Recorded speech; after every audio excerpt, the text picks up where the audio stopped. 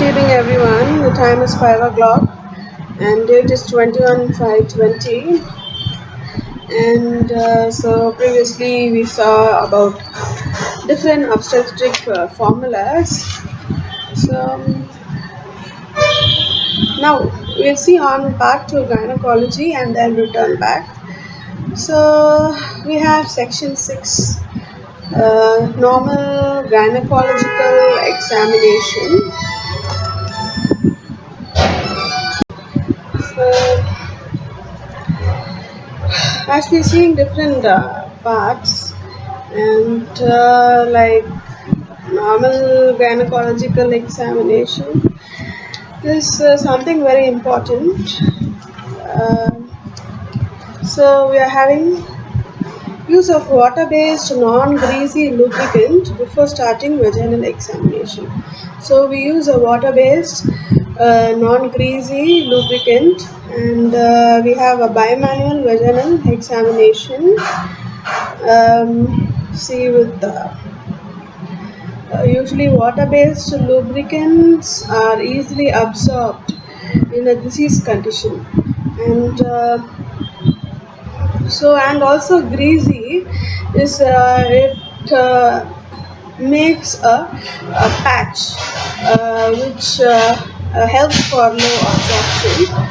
So these lubricants, to say, they play an important role in relieving certain pain and a feeling of um, disease, to say. And these lubricants are in fact drugs.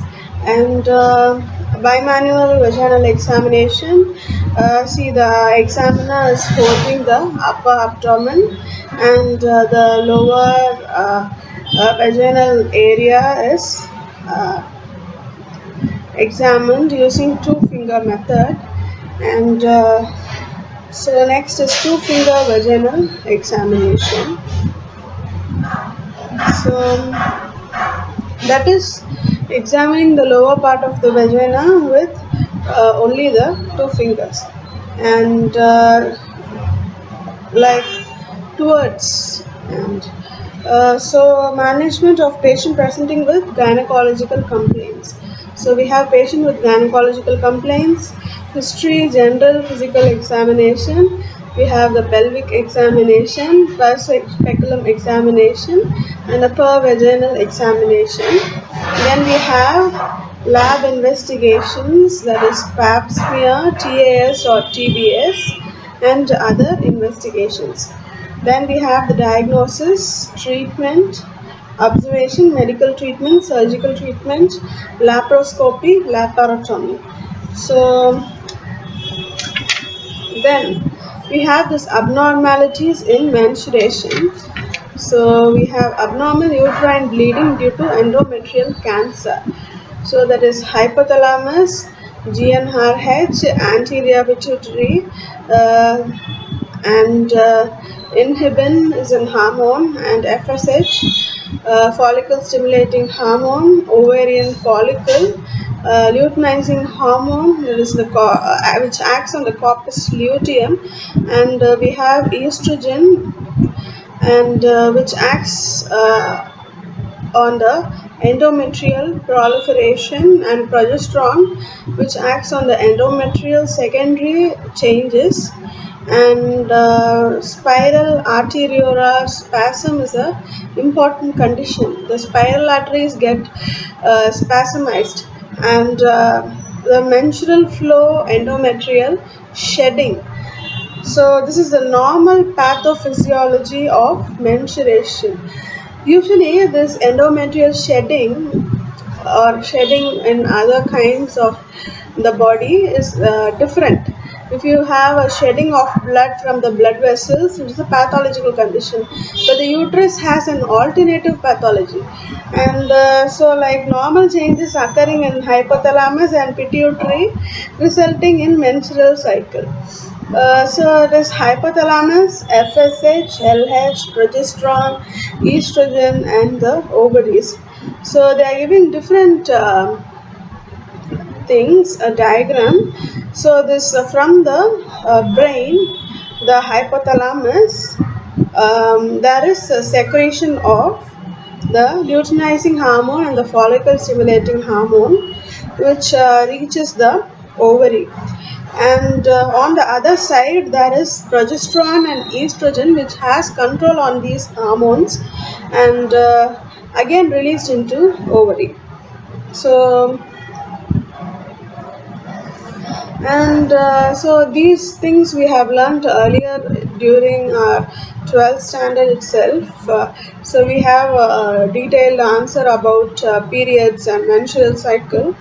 So but only we had a few of these to learn. And so FSH and LH, IU per L, and estradiol Pg per ml, progesterone 17 OHP Pg per ml.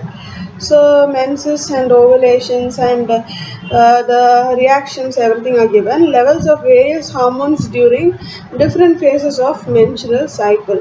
So then correlation of various phases of menstrual cycle with fertility is given. And so the menstrual phase, follicular phase, ovulatory phase, and the luteal phase. So if fertilization does not take place, the corpus luteum fades away and the uterine lining detaches.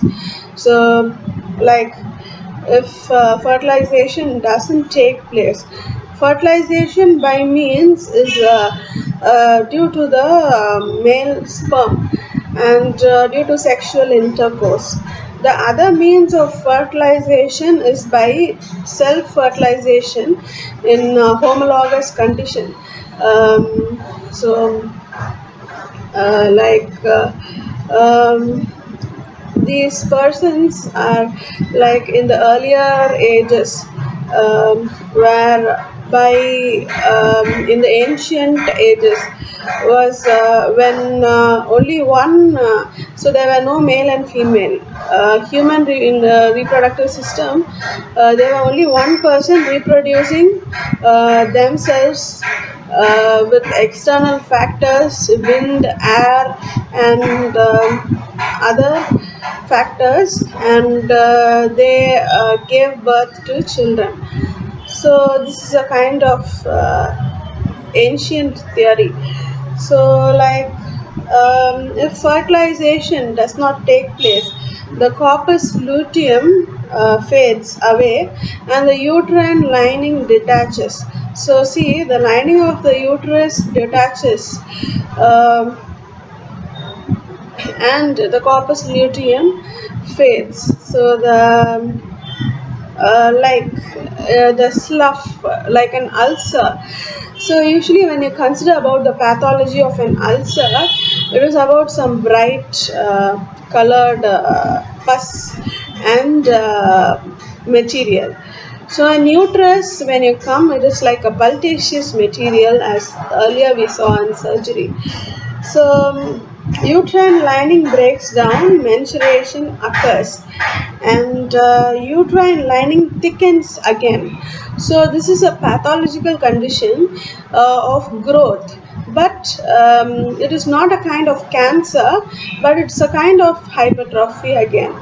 So usually this hypertrophy is a phenomena of the heart, and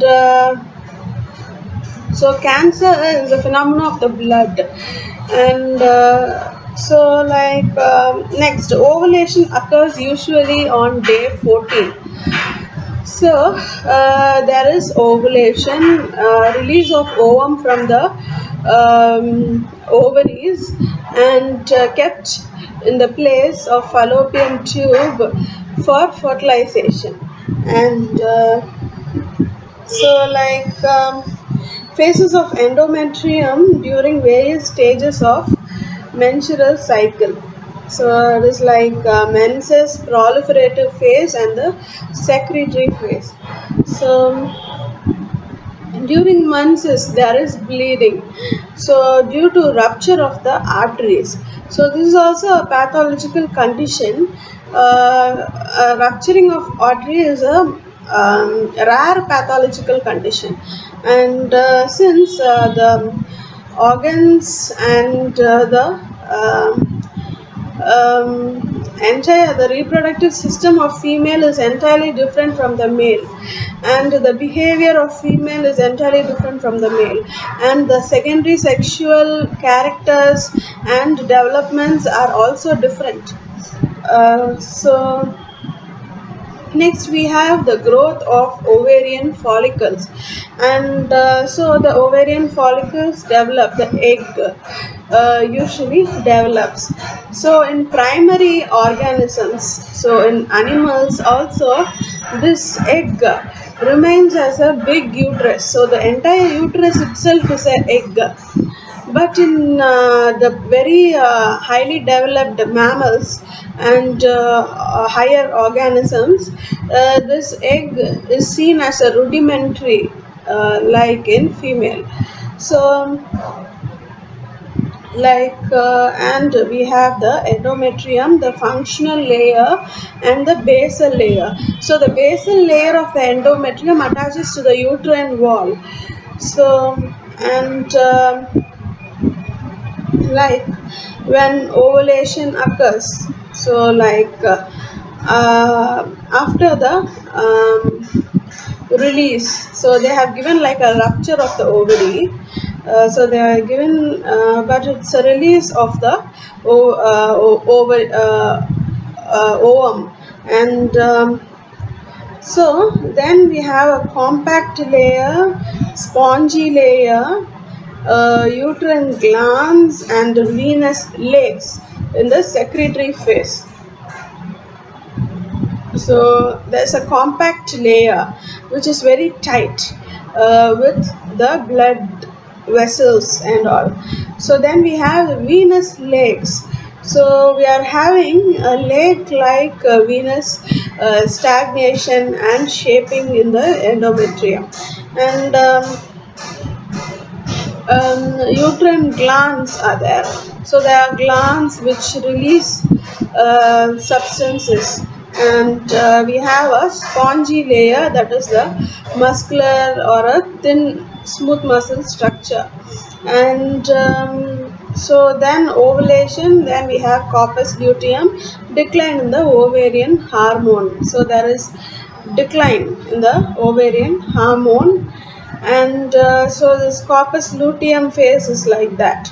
And say they are given beautiful pictures, but only a small pictures, how the ovarian follicle grows inside, um, and ovulation occurs. So the ovarian follicle, the surrounding structure becomes intact, and so then we have the corpus, formation of corpus luteum, that is a unusable thing. And so this corpus luteum is saved in the ovary itself. After every after every menstruation, this corpus luteum remains as a scar, and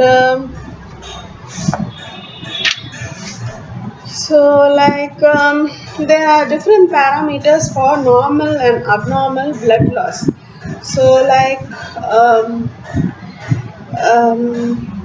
duration, they have given 4 to 6 days, less than 2 or more than 7 days, that is abnormal.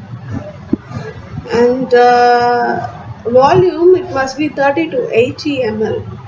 So consider 30 to 80 ml. So a 10 ml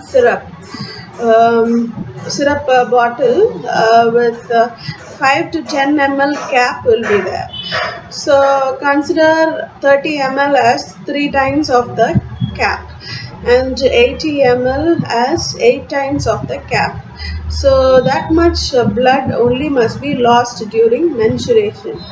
So most of the women have doesn't bother about this, since it's they think that is very good for the baby, and skipping periods is a sin, and so they must have regular periods for a regular well-being and good health of the baby. And and and also like they must have a regular period for a healthy sexual life. And so like this is wrong. So certain in certain people there might be delay in the hormones, and they might have skip periods for 1 month or 2 months, and still they have a routine life, and for less than 30 ml or more than 80 ml is abnormal.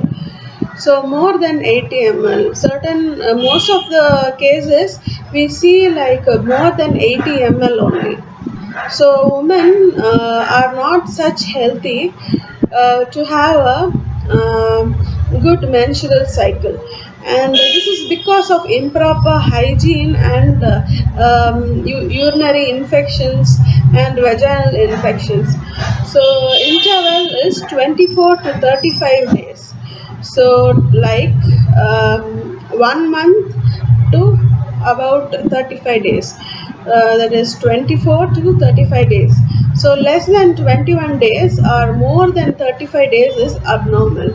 So consider like most of the people also think that more than 7 days of duration or more than 80 ml of blood, more than 35 days of interval is the only reason for abnormal menstrual cycle. No, less than 2 days, less than 30 ml, less than 21 days of interval is also an abnormality. But most people think that these are some gifts from God, and these are all false beliefs. And so there is criteria for abnormal bleeding in most women. Normal menstrual cycle occurs at every 28 plus or minus 7 days. So they have given the important things for see like in a lifestyle there might be ups and downs. These are the important things for to be considered when you wish to have a baby. And terms used for describing AUB. So, term is menorrhagia, that is prolonged or excessive menstrual blood loss greater than 80 ml at regular intervals. So, more than 80 ml at regular intervals, that is prolonged or excessive, and polymenorrhagia, and that is regular bleeding at intervals of less than 21 days. Then we have oligomenorrhea, that is infrequent menstruation at intervals greater than every 35 days. So this is only less bleeding. And amenorrhea, no uterine bleeding for at least 6 months. So this is also a condition. And intermenstrual bleeding spotting, so that is episodes of uterine bleeding of various amounts occurring between the regular menstrual periods. So so there is varying, and that is called as spotting. And menometorrhagia, that is combination of both menorrhagia and metorrhagia associated with prolonged or excessive bleeding. It is greater than 80 ml at irregular intervals. Then we have metorrhagia, that is irregular, frequent uterine bleeding of various amounts but not excessive at irregular intervals. So then we have hypomenorrhea, that is scanty menstruation. So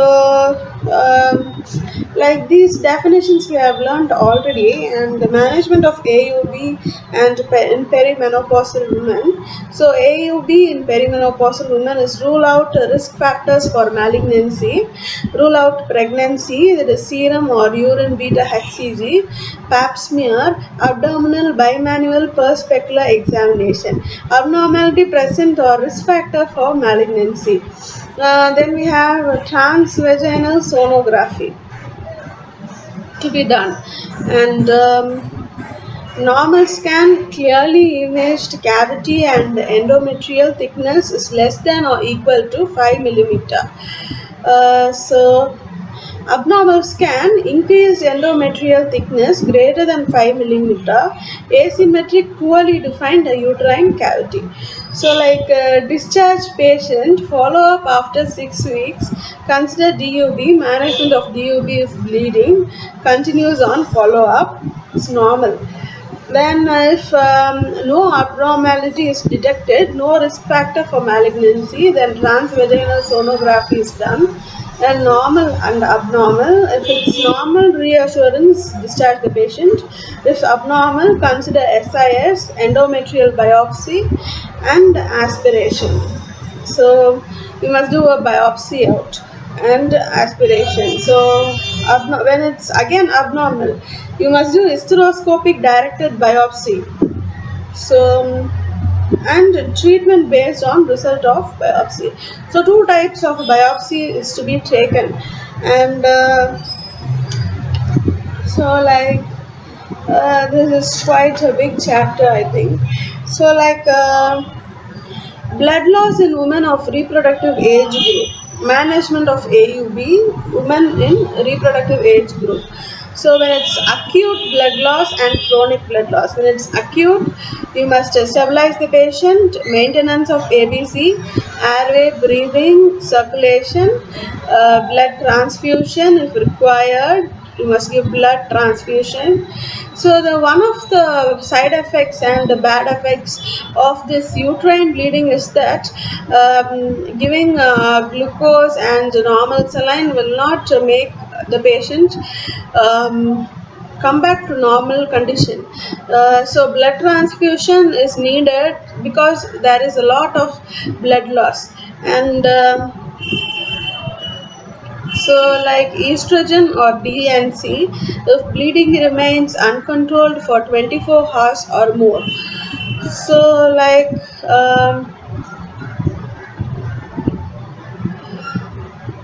then if it is chronic, you must stabilize, symptomatic treatment, iron supplements, CBC with blood count. And so like investigations to rule out following abnormalities is rule out pregnancy, structural pelvic abnormalities, there is fibroid, adenomyosis, adnexia mass, malignancy of genital tracts, and these are the abnormalities. So there's fibroids and adenomyosis causes immense bleeding, and adnexial mass, if there is a wound there will be a bleeding, and malignancy of the genital tract, if there is cancer there will be different multiple bleeding spots. And so like trauma to genital tract, and there is trauma through accidents or by fall from a place, and injury to the pelvic brim, and so these are orthopedic conditions. So iatrogenic causes, that is drugs and IUCDs. Then you have systemic causes, that is thyroid, hepatic dysfunction, that is liver dysfunction, and coagulation abnormalities, as I said earlier, loss of this platelets which help in coagulation. So then we have cause found, treat according to underlying cause. If it is not found, then diagnosis of DUB. So then we have cervical dysplasia, endocervical polyps. So cervical dysplasia is a pathological condition, and you have an endocervical polyp. Polyps are something like small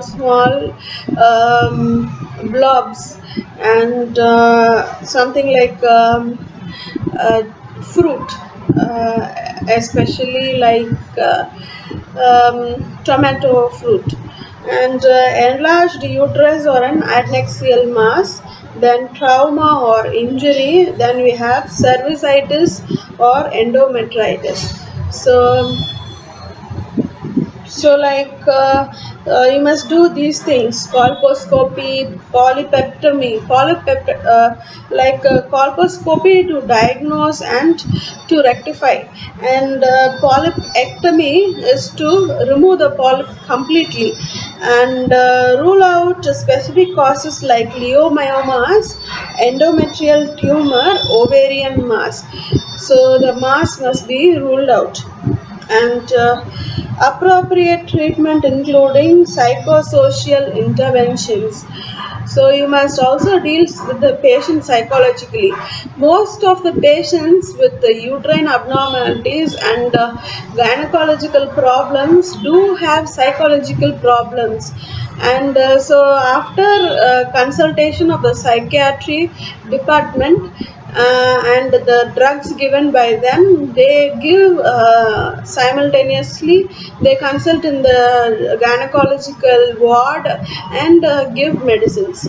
So antibiotic therapy as usual, and so the antibiotics required for the gynecological problems is same as of the antibiotics to the heart. So if it is, so consider, if 1,000 units of amoxicillin is given for a heart patient, for a gynecological patient 1 by 2 or 1 by 4, half or quarter of the medicine is needed, because heart is an entire human functioning organ, and the uterus is a reproductive organ, and it's a secondary to the heart. And consider surgical options depending upon the specific diagnosis. So surgery in uterus doesn't have any other effects. If consider heart surgery, they have a long term treatment and management system. Even in orthopedic surgeries, they have to manage and follow up to 3 months on complete bed rest. So, like in removal of uterus, in hysterectomies and the operative surgeries of the gynecological proceedings, you can it has only 1 month, maximum of 1 month rest is enough, and so most of them prefer to remove the uterus because they think it is very problematic, and so that must not be done, because it acts as a secondary support to the heart and other organs. So like a family, these live together, and management of endometrial hyperplasia is given. Then we have indications of endometrial biopsy. Endometrial thickness on TVS is greater than 4 millimeter in postmenopausal women. Persistent intermenstrual bleeding. So in between menstrual bleeding, and AUB in women over 35 years of age, and AUB in postmenopausal women, and treatment failure or ineffective treatment, and then treatment failure or ineffective treatment, then patient having high risk factors for the development of endometrial cancer. There is a pelvic mass and uterus is larger than 10 weeks gestation size. So like endometrial sample obtained by endometrial by aspiration, and D and C or endometrial biopsy is done. So there is simple endometrial hyperplasia and atypical endometrial hyperplasia. So that leads to frank cancer, atypical hyperplasia, benign hyperplasia, and endometrial atrophy. So hypertrophy is different from atrophy. So the uterus, if it undergoes hypertrophy, this endometrium undergoes atrophy to rupture, and um, And as usual, they have different types of. So in a cultivation of goat, consider in a cultivation of goat and this wild fowl and this crab and so I would like to say a small story. So like there is so in my farm, so there is this Kimberley diamond mines. So there uh, this crabs are grown. Usually, crab is a native of the canyon, and so these clams are grown in this um, Jinji fort there. So it's a kind of an Afghanistani fort, and so this Rhine clams usually are grown. So there are different kind of clams.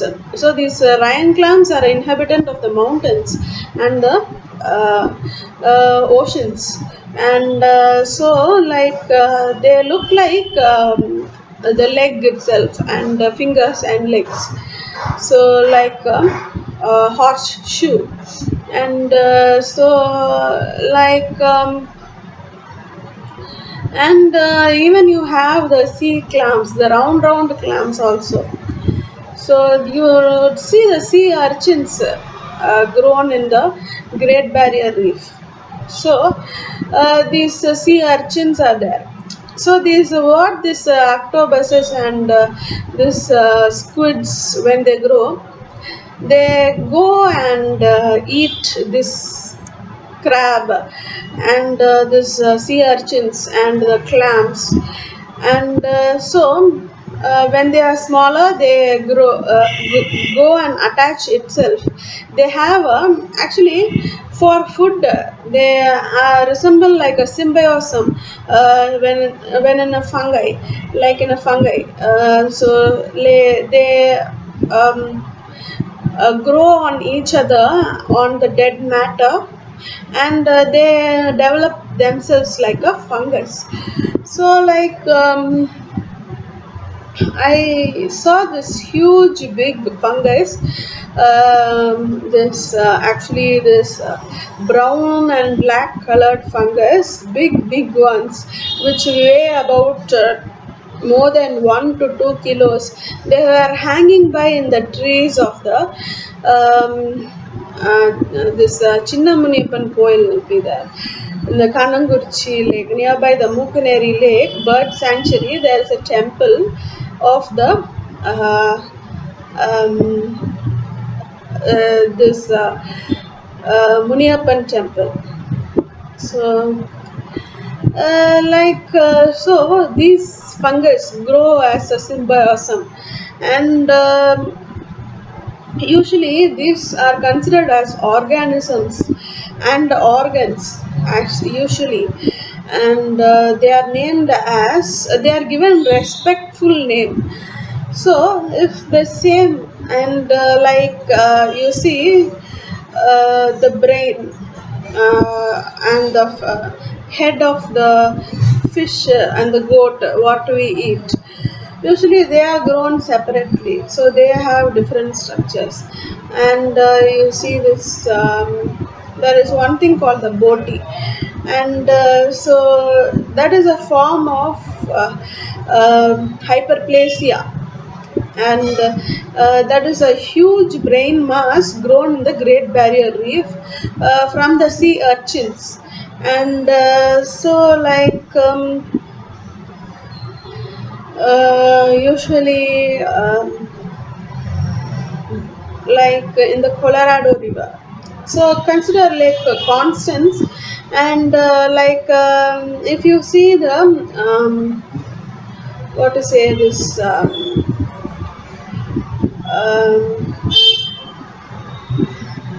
aplasia. So this pathological aplasia, it is a one form in which you see the lung of the goat. So that is very much resembling a plastic, and it must be cooked and eaten, but it's very chewy, and so that is a form of pathological form of aplasia. See, these conditions, all of the things are on the resemble the same components, chemical components. So if a goat is grown in a certain region, due to certain climatic conditions in the soil, they become aplastic, and in certain if they are grown on water, they become differently. So, and so they have gross skins, and they become hypertrophic. So, like these conditions, we are having benign hyperplasia and endometrial atrophy. So, HRT or observation. Usually, I think the uterus resembles a squid actually. So, during the experiments, we use the squid only. I think it is a squid, but I don't know. I have never seen a big, huge squid like that, nor eaten it because I don't like these organs. I don't like to eat. I eat only the skin. I mean, like the tissues. And so next we have the cyclic or continuous progesterone HRT, then laparotomy with staging and TAH with BSO. So, why I'm saying about food is that certain of these fungal food, so they have some effects on. So they have some effects on the uterus and bleeding. They can stop bleeding because the fungus grows only on dead, and they have power of stopping bleeding. So then we have dysfunctional uterine bleeding, and so it's already been 40 minutes, and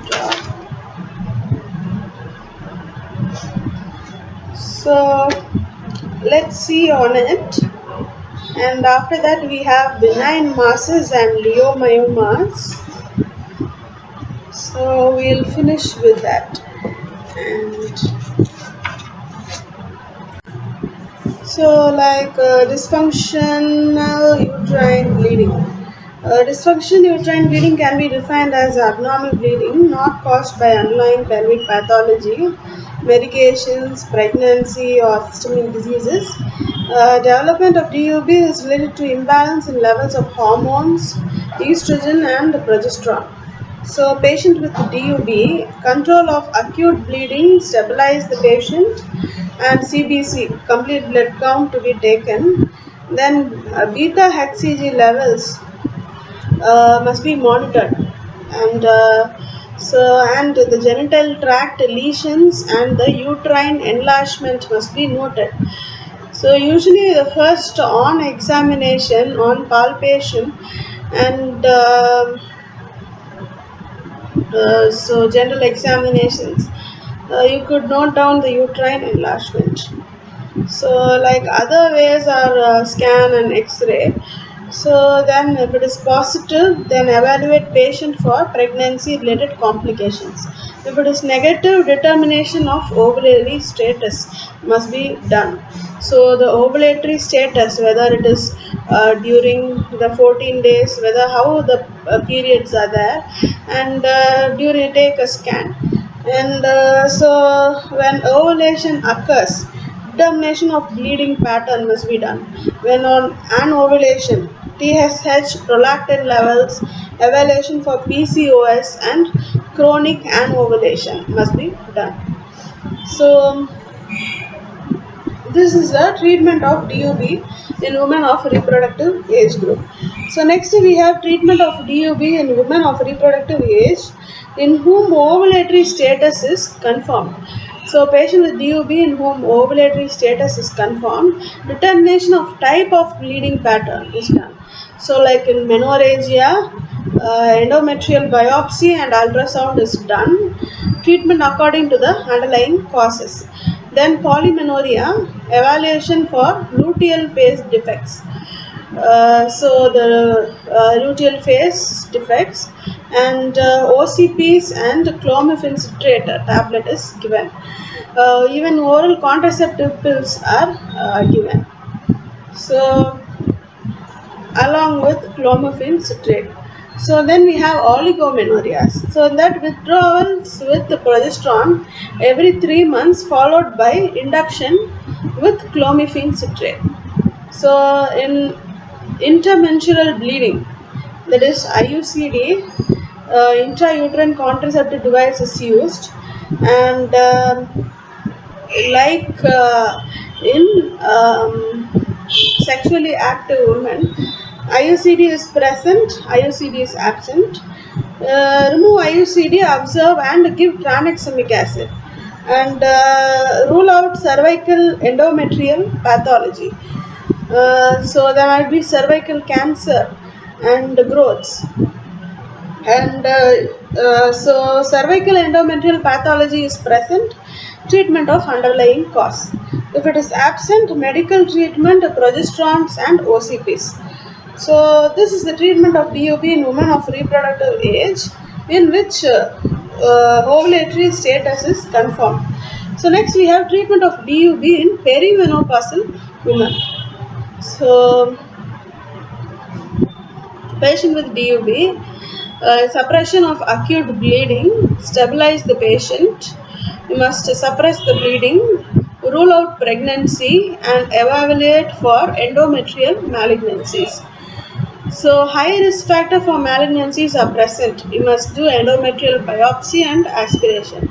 So if it is normal and bleeding continues, SIS, hysteroscopic guided endometrial biopsy, and treatment according to the underlying pathology. Then if it is hyperplasia, then there is cyclic treatment with progesterone should be given. Then follow up biopsy after 3 to 6 months. Then if it is atypical cancer, then you must do oncological referral. So cancerous reference and treatment. So then we have high risk factor for malignancies are absent. You must do medical management. Then when bleeding stops, observation must be done. When bleeding continues, transvaginal sonography must be done. So if endometrial thickness is less than or equal to 5 millimeter, then bleeding continues. SIS, diagnostic hysteroscopy with directed endometrial biopsy must be taken, and if bleeding stops. So in certain cases, when you take a biopsy itself, the biopsy itself is a treatment in case of endometrial malignancies. And and when bleeding stops, observation and follow up. So like if the uterine contents, and even after biopsy they remove this, do this uterine curettage.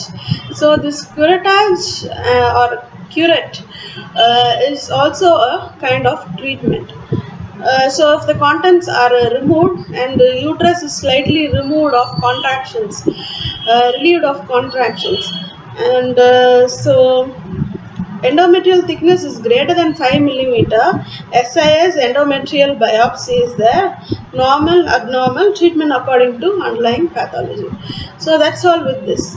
Then we have benign masses.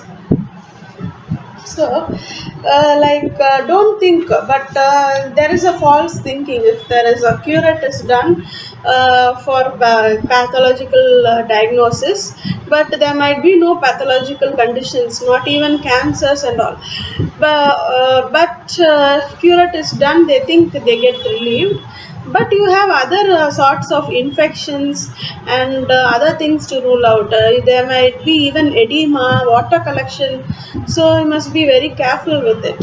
And then we have leiomyomas. So that this diagram showing different types of leiomyomas, that is fibroids. So pedunculated fibroid. So it's a fibroid mass which gets attached with the peduncle, and it is usually they have given it on the upper portion of the uterus. So then it is an intramural fibroid, that is like um, actually in the fallopian tube, I think. So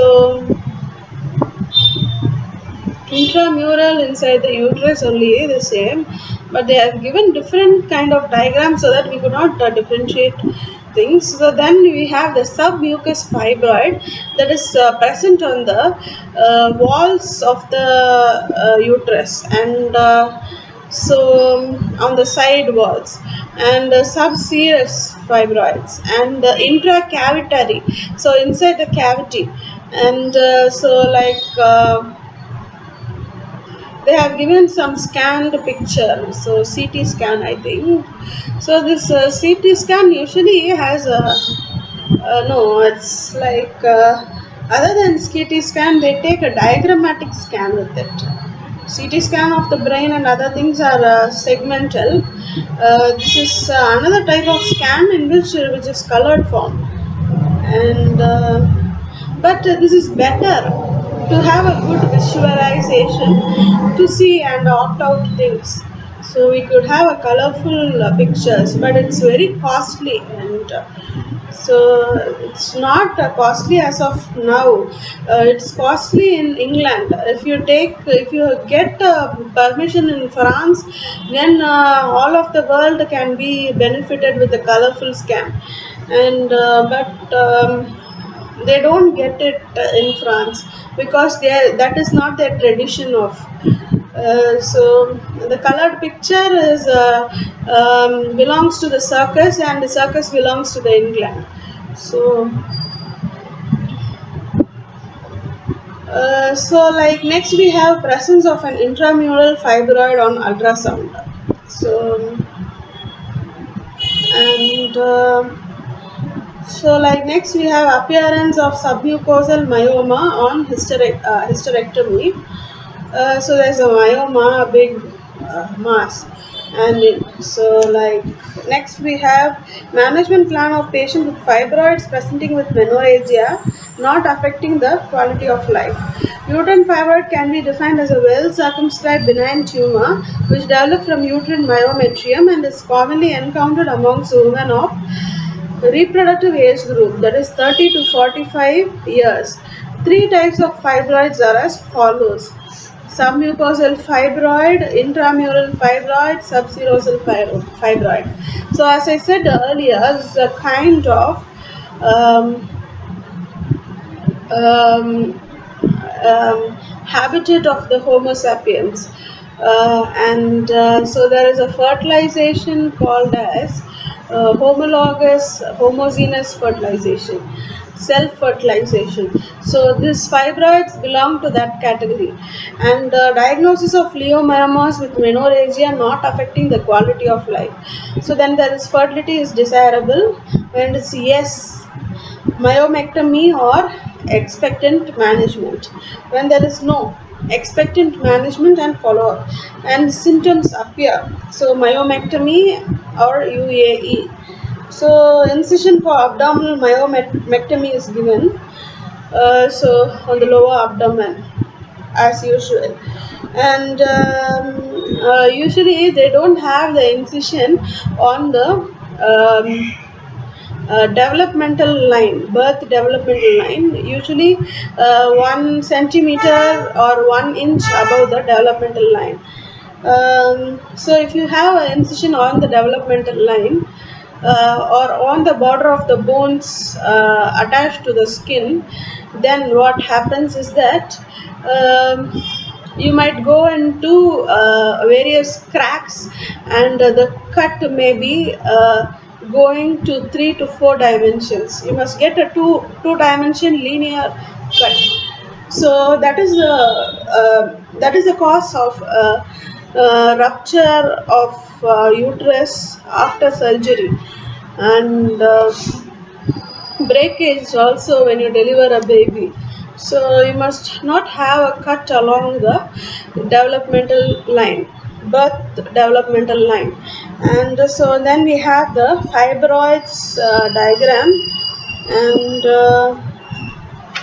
so like next we have management plan of patient with fibroids presenting with menorrhagia affecting the quality of life. Diagnosis of leiomyomas with menorrhagia affecting the quality of life. Fertility is desirable when it's yes. Endometrial cavity is distorted, yes, then myomectomy. If no, uterus is bulky, myomectomy and expectant management. Then if fertility is not desirable, when uterus is bulky, myomectomy or hysterectomy if greater than 35 years or UAE. If it is on menorrhagia, then medical therapy, myomectomy or hysterectomy if greater than 35 years or UAE. So what is this UAE? And it's not United Arab Emirates. We'll see about treatment option for patient diagnosed with fibroid uterus. So, so conservative management, asymptomatic women with small fibroids, medical management, not definitive curative treatment, surgical management, myomectomy or hysterectomy, acts as definitive treatment and used in patients having severe symptoms affecting the quality of life. So note it, which affects the quality of life, and people are afraid of it, and they tend to go to surgery. Then destruction of fibroids, myolysis, uterine artery embolization, uterine artery ligation, focused ultrasound, and limited evidence as these procedures are still under research stage. So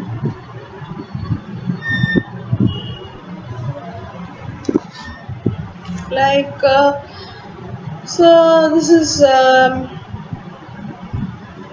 with the small fibroids and big fibroids.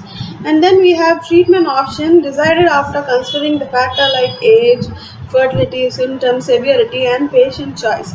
So like expectant is patient education, follow-up examination after 4 to 6 months, symptomatic treatment and malignancies to be ruled out. Then we have the indications, there is symptoms not affecting quality of life and the presence of small fibroids. Then we have medical treatment, NSAIDs, then tranexamic acid, then combined OCPs and GnRH agonists. And then we have indications, emergency suppression of heavy bleeding. So bleeding and pelvic pain respond to medicines like NSAIDs, tranexamic acids, and patient not desiring pregnancy can be given OCPs. GnRH agonists can be given prior to surgery in order to shrink the size of the fibroid. So giving an anesthesia and giving a GnRH and to shrink the size of fibroid so that the excision is very easy. And so like next we have destruction of fibroids, myolysis, UAE, surgical ligation of uterine artery. So uterine artery is ligated and we have focused ultrasound under MR guidance. Then still under research stages. So then we have surgical. So like myomectomy and hysterectomy. So indications is failure of expectant and medical treatment, that is myomectomy. Patient desiring pregnancy and other cause of infertility have been ruled out, myomectomy, and severe symptoms affecting quality of life, then myomectomy and hysterectomy. Patient over age of 35 years with severe symptoms, then we have hysterectomy. So like we have different treatment plans. So like next we have infections in pregnancy. So we have vaginal discharge and we have malignancies of the genital tract, that is the cervical cancer. Then we have ovarian neoplasms, and they have told about the pelvic pain and all. So like we'll see on the vaginal discharge. So the feature of the most common cause of vaginitis. So basis of diagnosis: bacterial vaginosis, vulvovaginal candidiasis, and trichomoniasis. So these are three types, and so the signs and symptoms. So like thin grayish to off-white color discharged, unpleasant fishy odor with odor especially increasing after sexual intercourse. The discharge is usually homogeneous and adheres to vaginal walls. So then vulvovaginal candidiasis, thick white curd-like discharge with no odor. So in trichomoniasis, copious, malodorous, yellow-green or discolored discharge, pruritus and vaginal irritation, dysuria, no symptoms in 20 to 50% of affected women. So physical examination: normal appearance of vaginal tissue, grayish white color discharge, may be adherent to the vaginal walls. So it is known as bacterial vaginosis. And so and in vulvovaginal candidiasis, vulvar and vaginal erythema, edema and fissures, and thick white discharge that adheres to the vaginal wall. In trichomoniasis, so vulvar and vaginal edema and erythema, strawberry cervix in up to 25% of the affected women. Frothy purulent discharge. So the cervix appears as a strawberry shape, and frothy purulent discharge. So it's found in 25% of cases in trichomoniasis. Usually trichomoniasis is not a common condition. Bacterial vaginosis is somewhat common in patients with infection, and candidiasis is the most infected one. And vaginal pH normal is less than or equal to 4.5.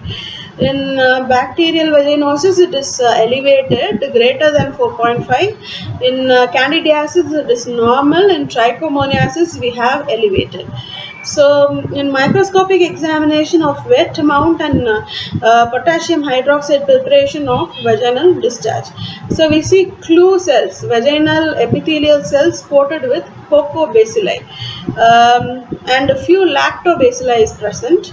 And so this cocobacilli is known as the clue cells. And so like occasionally they are motile. Uh, then curved rods belonging to Mobiluncus species. So then in candidiasis we are having pseudohyphae, mycelial tangles as of the yeast or budding yeast cells. So and trichomoniasis we having motile trichomonads and many polymorphonuclear cells. So like in Whiff test, normal is no order. So it is positive, negative, and can be positive.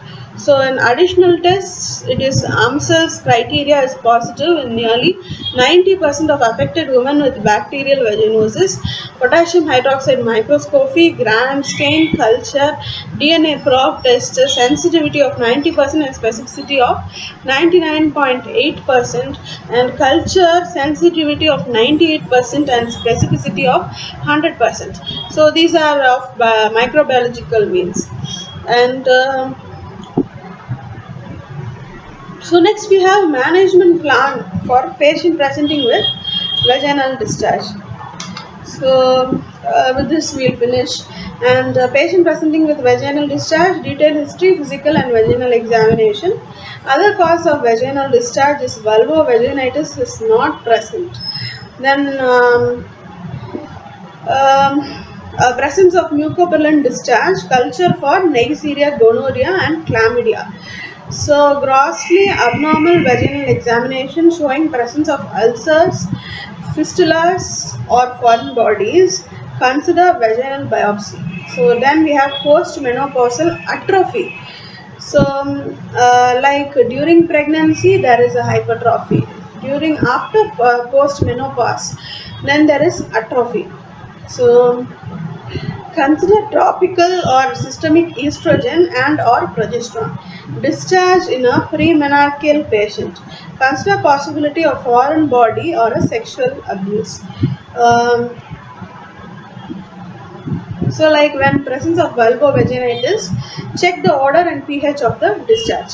So, if a fishy and offensive order is present, pH is greater than 4.5. No malodor is present, pH is less than 4.5. So, then discharge is thin, whitish, grey in color. Pruritus is absent. Wolff's test is positive. Then it is known as bacterial vaginosis. The discharge is yellow, green, and frothy. So if it is whitish and grey, it's confirmed as bacteria. And the yellow, green, and frothy, pruritus and dysuria may or may not be present. Whiff's test may or may not be positive. Then we have trichomoniasis. So then, in candidal vulvovaginitis, other features are white curdy discharge, associated itching, vulvitis, fissuring, and erythema. So, like vaginal discharge in case of candidal vulvovaginitis, the diagram is given, and so the picture is given, and so like that's all. So then we have malignancies of the genital tract, which is cervical cancer. So cervical cancer has been lot told even on scientific memes and on media and television. So like with this we'll finish with obstetrics and gynecology. So next we'll continue with anatomy, a few of surgery, and so I think ENT will be better to tell about because we are dealing with the constructions, and so ophthalmology also I'll be saying about. We finished on community medicine a few subjects, because getting giving an introduction and saying the important means is the first ever thing which is met by now, and so like um, it will be beautiful to say more, and orthopedics I'll be saying about only in surgery, and forensic medicine also. We'll see about microbiology by now, and pharmacology we must see about the drug reactions, and so pathology is an important subject as of, and if there is time I'll deal with pathology, and so like skin anesthesia and all. Skin itself, they have given a big picture, and no need to tell it again. And anesthesia is like I did not have a chance to have my postings also, and also my CRRI postings. I did about 1 month in anesthesia, so all the operations. Um, and like to say about my um, time with anesthesia, it's a beautiful golden time, I could say. It is a golden time of Akbar, and I'm sorry about it. Like we were entering all of the, like one surgery finished, we were moving into and seeing the other surgery departments, and we were just like um, even though we were there, we were just helping about, but still we did not have hands on the patient, so that is a drawback, but still we had good watching times, and still we'll reproduce it in the orally through other means, by speaking and talking about on medicine. um, but like in anesthesia we had nice time watching all of the about 1 month entirely, from morning to evening we were watching about the procedures and surgical things and giving anesthesia and all of the procedures. So we were also assisting the anesthetists, and we were standing by till the surgery is over, and so giving anesthesia is the only work, and to be on the ward, and we also saw all the surgery and all of that things. So um, I'm sorry, whether you have been on casual times and being on the surgical operation theater, and we have disturbed you so that you have to explain to us, so it was not on, we were not on inspection, but thanks for everything and thanks for the explanations you gave us, and so thank you, and so bye, take care. We'll next continue. As I said, I have to talk on mathematics and construction also. ENT is an important subject, so to deal with, and ophthalmology also to deal with the space. Ophthalmology is about the space, and ENT about constructions of buildings and other things. So we are having a lot of construction works here, and unfortunately my camera has no valid battery, so I can't take pictures out of it, but anyways, having a nice time today and every day, and think the lockdown will be till 30th of this month, so I'll be outside after 30th only, because I'm having a great time, and thank you.